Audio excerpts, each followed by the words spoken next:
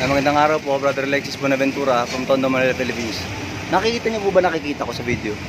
Ayun po, kinakamay po ng kapwa natin yung basura. Huwag niyo pong sabihin na walang microorganism dyan. Wala pong bodily fluids dyan. Wala pong dura o tae dyan.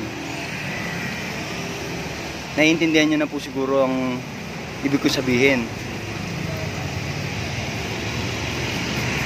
Pagpapatunay lang po yan sa kasinungalingan ng aral ng mainstream allopathic medicine from germ theory ni Dr. Louis Pasteur na microbes do not cause disease. Pero hindi lang po yan ang basis ko. Ano lang po yan, for example lang po yan,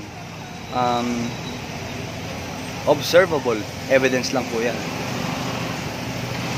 Asa na po yung hugas, iwas, linis, social distancing, di po ba? Yung alcohol palagi.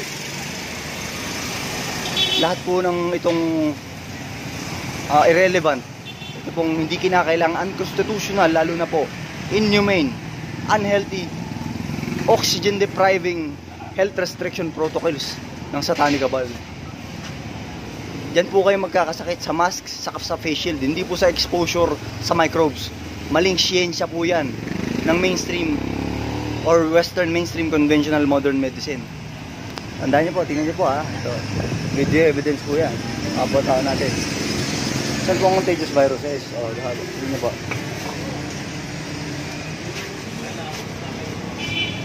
Sura po yun, huwag niyo sabihin sa akin naman yan na walang microorganism dyan. Magsisinungaling na lang po kayo sa katotohanan niya.